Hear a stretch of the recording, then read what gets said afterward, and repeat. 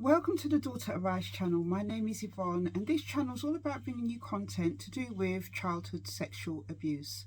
I am somebody who has gone through childhood sexual abuse, and on this channel I share things to do with my experience of going through this childhood trauma, things that I found helpful, things that I found challenging, just to try and encourage other survivors of this childhood trauma. Also as well, I share news stories and add my thoughts and commentary to them.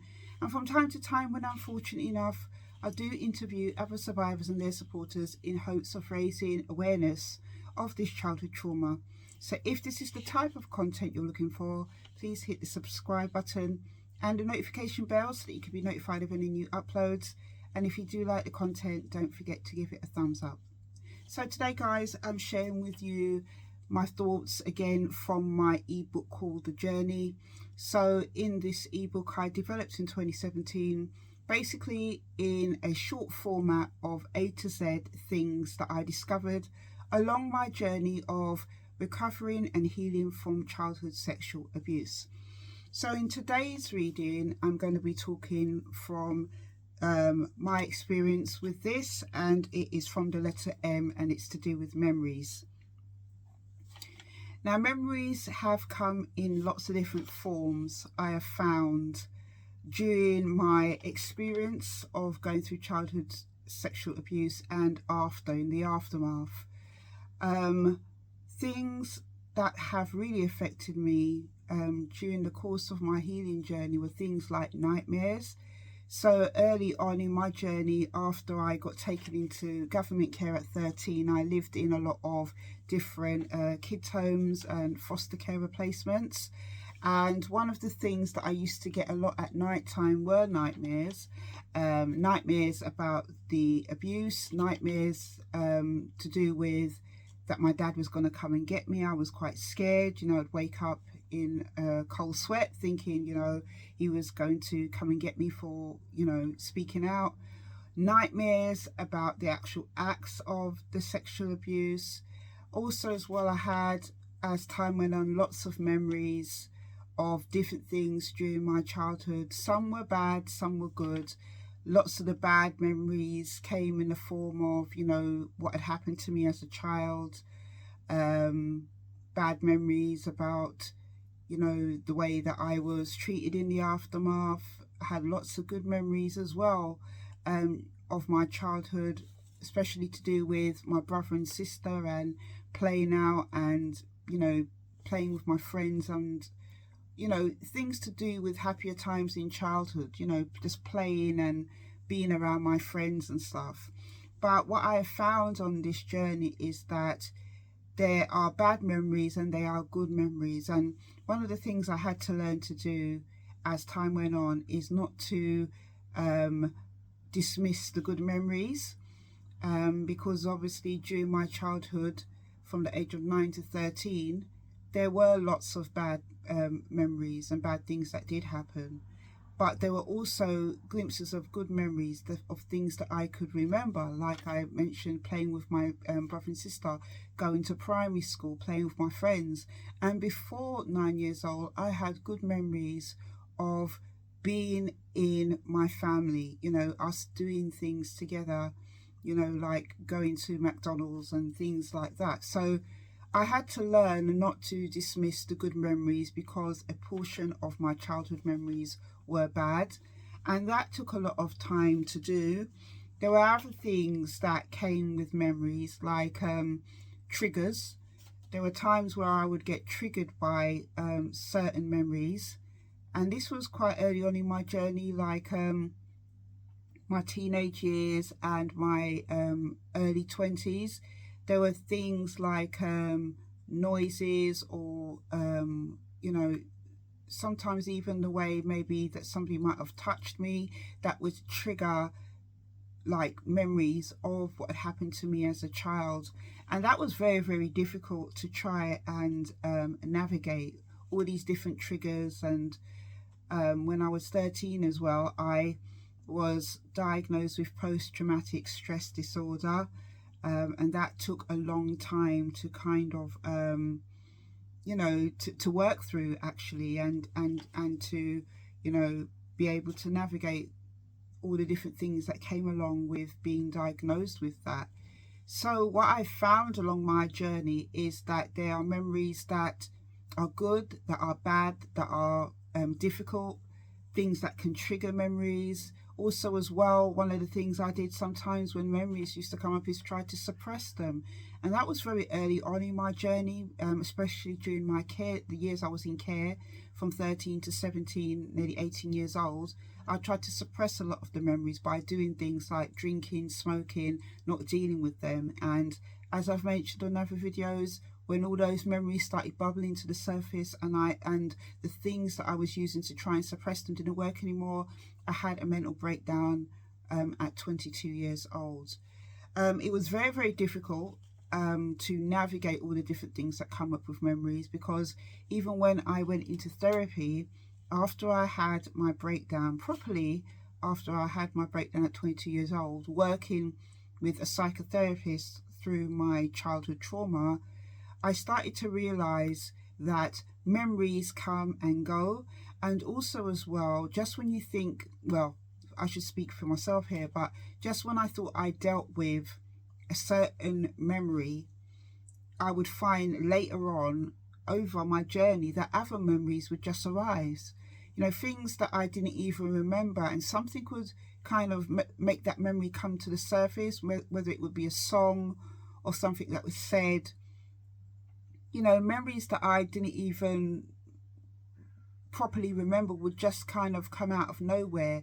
So memories are a very difficult thing during this journey. And one of the biggest things I think I try to do a lot of the time, you know, when I didn't want to face the hard work of trying to, I shouldn't say hard work, the brave work, I should say, of facing my childhood abuse memories, is to try and run away from them. That was one of the main things that I did a lot of when it came to memories. Suppressing them, not dealing with them, trying not to think about them.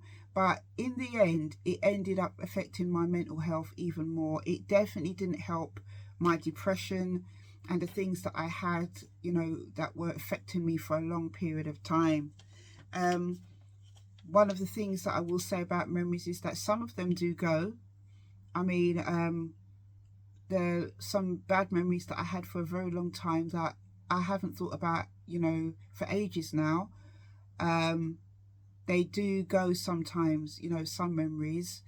Other memories come up from time to time, but they don't have the effect they used to, where some memories might have made me feel really sad or triggered, you know, in my earlier years. Now, when that memory pops up from time to time, you know, I think because I have managed to do the work through therapy and, you know, God has helped me immensely to be able to heal from my past traumas, it doesn't affect me the same way. But I will always remember, obviously, what has happened to me going through sexual abuse as a child. But the effect that it has on me, the memories of it, doesn't affect me the same way anymore. And, you know, memories are one of the things that we all have to live with, whether we go through abuse or not. It's how we try and handle and work through those memories. But I would definitely say that working through the bad memories has helped me a lot to heal from my child experiences.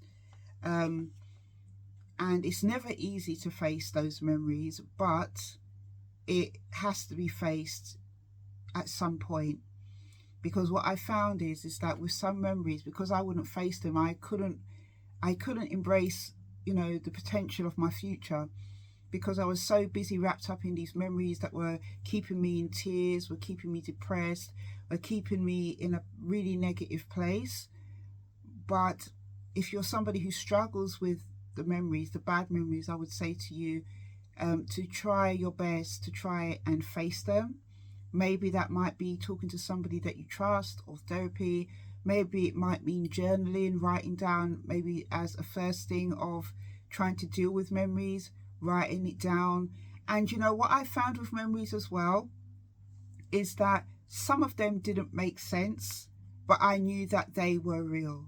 I knew that, you know, these were things that had happened to me, even though I didn't get the sequence of the memory, you know, the sequence of the memory, you know, didn't flow in the way it was supposed to, because that's another thing with memories. Memories sometimes are not clear.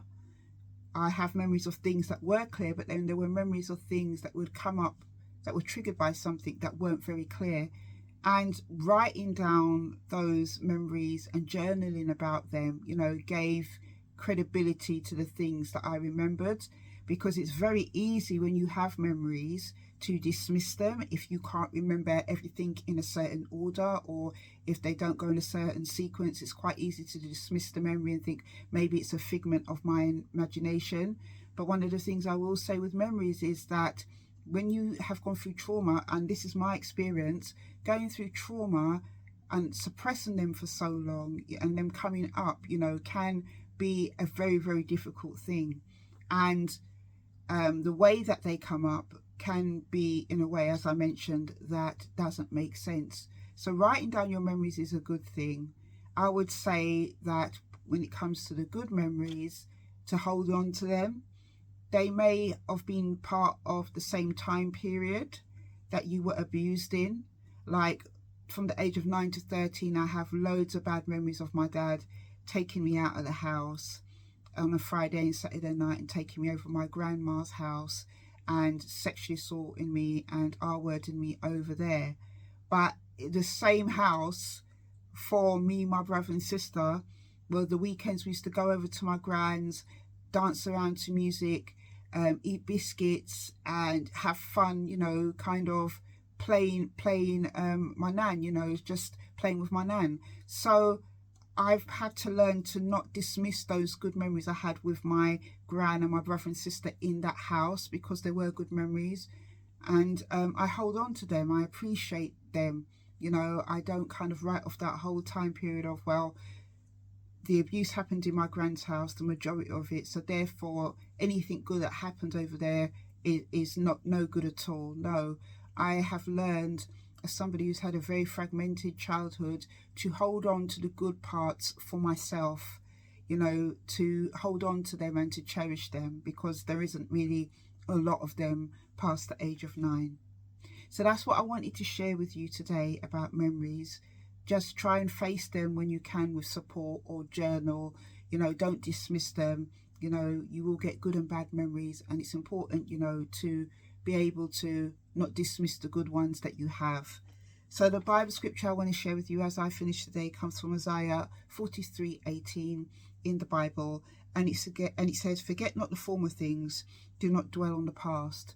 Now, it's very hard not to dwell on the past when you've gone through childhood sexual abuse.